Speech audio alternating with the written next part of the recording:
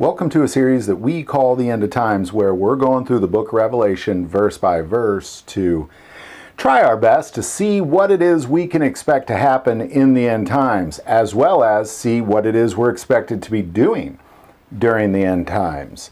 And as we've gone through the book of Revelation, where we are is we've made it finally to chapter 13. And what has happened in the previous 13 chapters, the short of it, is that John had been taken up into the throne room of God, where we're given a chance to look around, and he notices that God has a scroll in his hand with 7 seals, and it's determined only Jesus Christ is worthy to open that scroll, and we've broken all 7 seals, and then what's written within that scroll is the divine coming of God's kingdom on earth as it is in heaven. It's establishing his kingdom, which has been the plan since Genesis. And what we see that in is in the form of 7 trumpets, and many, very tragic events take place in those 7 trumpets. But when we get to the 7th trumpet, there's a pause in the story where we're introduced to some characters, and it's so critically important we understand what's taking place in chapter 12 before we get into 13. And we've been spending at least the last 5 episodes on chapter 12. But ultimately what you have is we're introduced to 3 characters: a woman, who is Israel, and a dragon, who is the devil. And the woman gives birth to a child who is Jesus Christ, who redeems mankind. And then the dragon, who is Satan, is then trying to devour that woman, which has been probably, since the beginning of Israel, it's been the case, to today. And also trying to devour the woman's offspring, so the Christians, the remnant of what has been born from Jesus Christ. And so we're just going to go back and read the very last verse of 12 before we get into 13. Now, I've prayed a lot about how I'm going to kind of talk about chapter 13, because chapter 13 we're introduced to 2 beasts. We're introduced to the beast of the sea and the beast of the land. And it gets fairly confusing, and there's so much to be said about those 2 beasts, and so many references in the Old Testament as well as in the New Testament to those 2 beasts.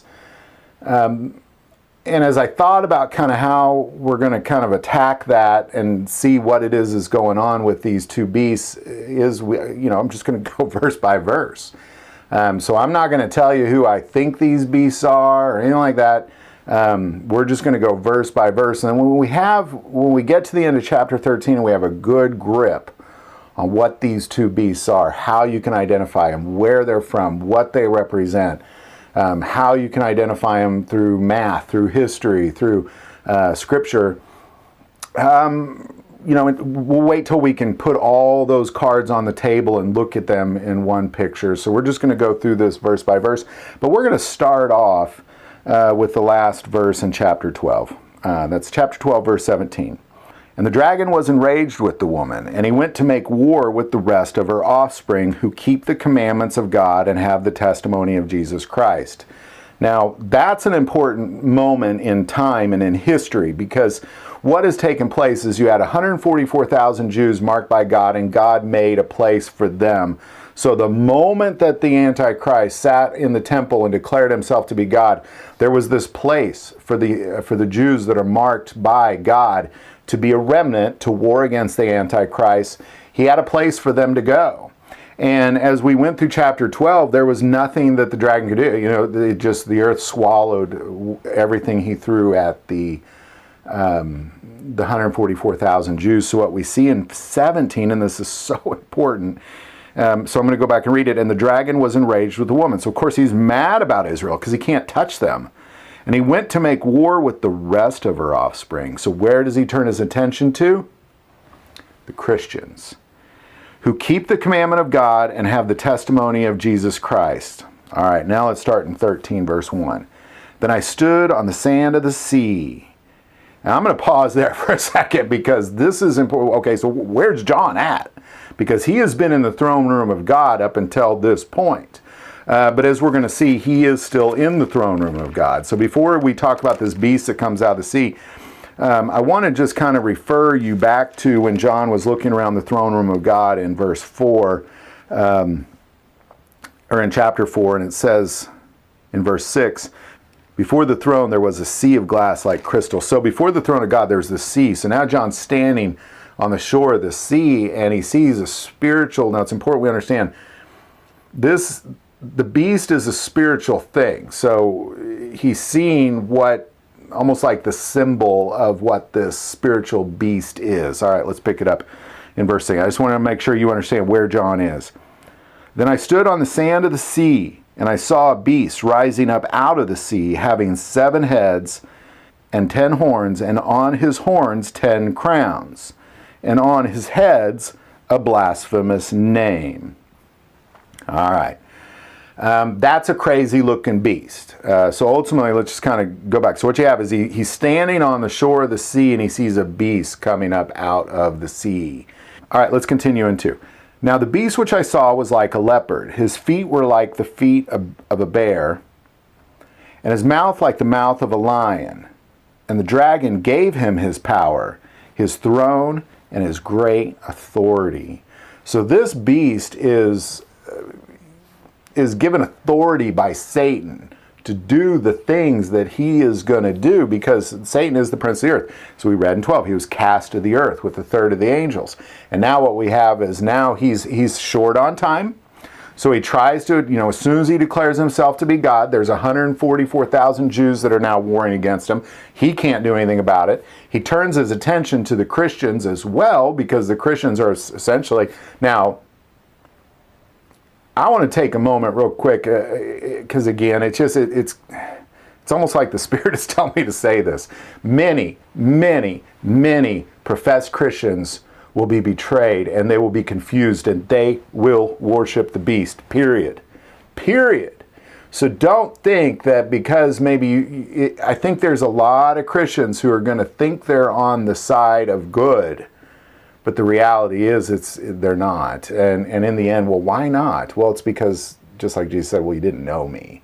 A lot of people turn their attention towards political gain, or towards power, or towards their favorite politician, or they begin to worship a person rather than worshiping God. And it's so easily, people fall into that category pretty darn easy.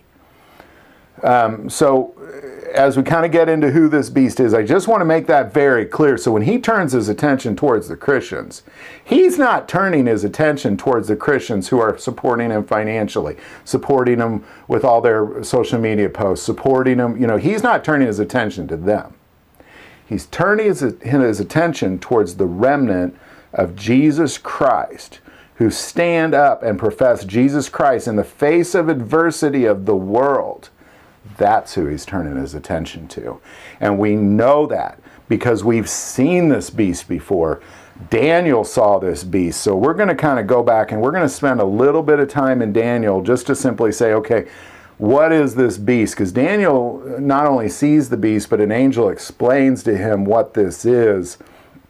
And then we'll come back and we'll kind of then get back into 13 and talk about, well, what is the beast doing? That sort of thing. So we're going to go back to Daniel chapter 7. Now, we're going to read pretty much this whole chapter because we're going to skip the first 3 beasts. Daniel sees 4 beasts. He sees Persia, Greece, and Rome, and we're not going to get into that. Like, this isn't a study of this particular vision of Daniel. This is just a study of what it is Daniel saw in the 4th beast, the same beast that John has seen as well, because an angel then it goes on to explain. So we're going to skip the first 3, so we'll just pick it up in 7 and you just follow along. So we're in Daniel chapter 7, verse 1. In the first year of Belshazzar, king of Babylon, Daniel had a dream and a vision of his head while on his bed. Then he wrote down the dream, telling the main facts. Daniel spoke, saying, I saw in my vision by night, and behold, the 4 winds of heaven were stirring up the great sea. Now, we talked, if you haven't seen the episode on the 4 winds of heaven, go back and watch that. All right, let's continue in 3. And 4 great beasts came up from the sea, each different from the other. The first was like a lion. We're going to skip to 5. And suddenly another beast, a second like a bear. Now we're going to skip to 6. And then I looked, and there was another like a leopard. And all right, now we're going to skip to 7. After this I saw in the night vision, and behold, a fourth beast, dreadful and terrible, exceedingly strong. It had huge iron teeth. It was devouring, breaking in pieces, and trampling the residue with its feet. It was different from all the beasts that were before it, and it had 10 horns. And I was considering the horns, and there was another horn, a little one, coming up from among them, before whom 3 of the first horns were plucked out by the roots. And there in this horn were eyes like the eyes of a man, and a mouth speaking pompous words. As we continue on through Revelation, we'll kind of come back, because Revelation also sees these 3 horns being plucked out, and it gets into that. So we're just going to keep reading. So just follow along. A lot of these things, the eyes, the horns, that'll all be explained here shortly, or at least definitely it'll all be crystal clear by the time we finish with 13. So just hang in there. It's a little murky right now, but Daniel is seeing the same beast here. Pick it up at 9. I watched till thrones were put in place, and the Ancient of Days was seated. His garment was white as snow, and the hair of his head was like pure wool. His throne was a fiery flame, its wheels a burning fire. So what Daniel is seeing here is he's seeing this fourth beast, and it's awful, but what the result of this beast's rise to power was the throne of God is now having dominion on the earth. So even though he sees this beast, the result is God's kingdom established on earth as it is in heaven. But this is not a pretty path towards this. So we're going to continue in 10. So he's seeing this kingdom of God. A fiery stream issued and came forth from before him. 1,000 thousands ministered to him. 10,000 times 10,000 stood before him. The court was seated and the books were opened. So we're going to come back to who those people are here shortly, because it's very important we understand, well, who is that that's worshiping him? Pick it up in 11. I watched, then because of the sound of the pompous words which the horn was speaking, I watched till the beast was slain, and its body destroyed, and given to the burning flame. So we're seeing the destruction of this beast by Jesus. Verse 12. As for the rest of the beast, they had their dominion taken away. So again, that was already in the past. Their dominion was taken away. Yet their lives were prolonged for a season and a time. So even though these because you had Persia, which is still around. You have Greece, which is still around. You had Rome, which, it's not around, but it's around, it's around. If you look at the European Empire, it's essentially, it's not called Rome, but it's around. Yet their lives were prolonged for a season and a time. I was watching in the night vision, and behold, one like the Son of Man coming with the clouds of heaven. He came to the Ancient of Days, and they brought him near before him. Then to him was given dominion and glory and a kingdom, that all peoples, nations, and languages should serve him. His dominion is an everlasting dominion, which shall not pass away, and his kingdom the one which shall not be destroyed. So we're seeing the coming of this kingdom of God. So we see the first or the fourth beast, and then as it is destroyed and thrown into the fire, we now have the kingdom of God. So this is a very important beast because it brings about the kingdom of heaven. All right, we'll continue in 15. I, Daniel, was grieved in my spirit with my body, and the visions of my head troubled me. I came near to one of those who stood by and asked him the truth of all this. So he told me and made known to me the interpretation of these things. Those great beasts which are four kings, which arise out of the earth. But the saints of the Most High shall receive the kingdom and possess the kingdom forever, even forever and ever. So what he's saying is those beasts, they're kings and kingdoms that will rise out of the earth, but it is the saints of the Most High that will ultimately reign forever and ever and ever. That's you and me, by the way. All right, let's continue in 19. Then I wish to know the truth about the fourth beast. I love that he found that one peculiar. They're all pretty darn peculiar with that one. Why? Which was different from all the others, exceedingly dreadful, with its teeth of iron, its nails of bronze, which devoured broken pieces and trampled the residue of its feet. And about the 10 horns that there were on its head, and about the other horn which had came out before the 3 fell, namely that horn which had eyes and a mouth which spoke pompous words, whose appearance was greater than his fellows. I was watching, and the same horn was making war against the saints and prevailing against them. This is a really important piece, because I don't understand. When people study Revelation, they don't see themselves in a war. They think that they're raptured up. They don't, that this won't have anything to do with me. No, there's a war against the saints. We've seen it so many times in Revelation, and we're going to come back to that, because what does the dragon do? Let's go back to that. Well, the dragon attacked the woman, did not prevail, tried to attack the child, did not prevail, so he finally turns his attention towards the saints. And as we're going to see in 13, the dragon gave him authority to war against the saints. All right, we'll pick it back up in 22. Or we'll read 21 again. I was watching, and the same horn was making war against the saints and prevailing against them, until the Ancient of Days came. And a judgment was made in favor of the saints of the Most High, and the time came for the saints to possess the kingdom. Thus he said, the fourth beast shall be a fourth kingdom on earth, which shall be different from all other kingdoms, and shall devour the whole earth, trample it, and break it into pieces. The 10 horns are 10 kings, who shall arise from this kingdom, and another shall rise after them. He shall be different from the first ones, and shall subdue 3 kings. He shall speak pompous words against the Most High, shall persecute the saints of the Most High, and shall intend to change times and law.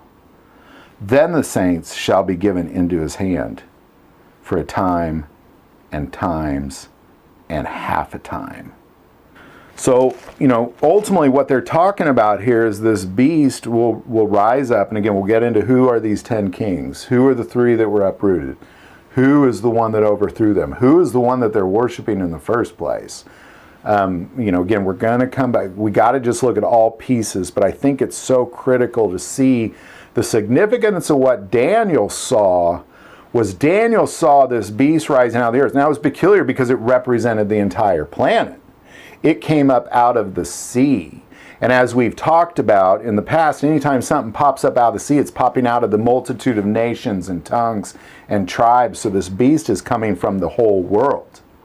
Whereas in the second beast comes from the land. So now that we kind of know all this, the importance of what Daniel saw was he saw the coming of the kingdom, God's kingdom on earth, as he saw in heaven. The beast that he saw was so peculiar because he was warring against the saints, and that actually ultimately brought about Jesus Christ's return to war against the Antichrist.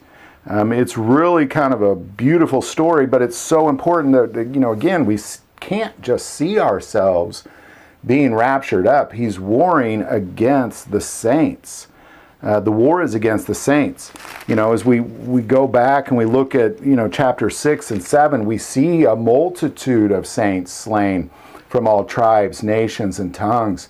So what we see here is we ultimately have a dragon, Satan, who's given authority to some rulers to take one of them, ultimately declare themselves to be God, and then a lot of people, I just can't say this enough, is that, a lot of Christians are going to be fooled. A lot are going to be fooled, if not most. It is only a few. Well, it'll be a multitude, but compared to, when you have half the population of the planet probably declaring themselves to be, some sort of pseudo-Christian base or whatever it may be, at least a third, not nearly that much is actually going to be declared Christian by God. When God sits on his throne as Jesus Christ and declares, then just establish his kingdom on earth, those who sit in front of him, like we saw in Daniel, those who sit with him and reign with him, that's the remnant of Jesus Christ. Those who stand and profess Jesus. The Antichrist doesn't have any interest in warring against those who are funding his political gain. He's not interested in warring against those who are just following along with his. Essentially, they're pigs being led off to slaughter, and the Antichrist and the dragon is essentially laying down a trail of food to the slaughterhouse, and many Christians, that's the way they're going to go, because it's comfortable, it's filled with self-gain, and in the end it leads to destruction. But there will be a few that the rest of the world is against, and it'll feel like they're being destroyed because many of them will be slain. And as we read, he will prevail against them, but not just like we saw in Daniel. And just like we saw in Revelation, it'll be 3.5 years of this war between the saints and the world. And it's not going to be pretty for really anybody. And as we read in verse 11, it's once they're killed that the world celebrates, like they kind of make a holiday out of the whole thing. So, all right, let's continue in 13. Then I stood on the sand of the sea, so he's standing in the throne room, and I saw a beast rising up out of the sea, having 7 heads and 10 horns, and on his horns 10 crowns, and on his heads a blasphemous name. So what we saw from Daniel was that these are kings, and these are leaders and kingdoms, and there's 10 of them. So we're going to, that's where we're going to hit next time, is we're going to start talking about what these horns are. But this episode, it's so critical that we see that what we're witnessing here is what Daniel saw was the coming of this beast, and then he saw the coming of Jesus Christ, took the beast, slayed him, threw him into the fire, and then he reigned on earth with the saints. That's what's taking place here, and that's why this is so important. And that's why, we see, verse 12:17 leads into it. The dragon was enraged with the woman, and he went to make war with the rest of her offspring. That's the saints. Keep the commandment of God and have a testimony of Jesus Christ. So it's clearly Christians, the remnant of Christians, standing up for Jesus, not for the world. A lot of Christians will stand up for the world. And then now we see, well, what is this beast? What is this thing that's warring against the saints that they're going to have to deal with for 3.5 years before the coming of Jesus Christ? So love to hear your thoughts on all this. Hopefully I didn't make it more confusing than it is. So we're just going to take Revelation 13. We're just going to go verse by verse. We just did verse 1. We kind of touched on verse 2, but we're going to break down verse 1 and 2 and talk about what do these horns represent, what do the crowns represent, what do the heads represent, what are the leopard's feet and all that. What does all that represent next time? So love to hear your thoughts on this, though. Put it in the comments below. If you like this video, click like and subscribe. If you feel called to support our channel to Patreon, that link is also below. But the most important part of this channel is we take prayer requests, so never hesitate to send that in. Thank you for watching this episode of God, Family, and Guns. And as always, love God, love your family, and love guns.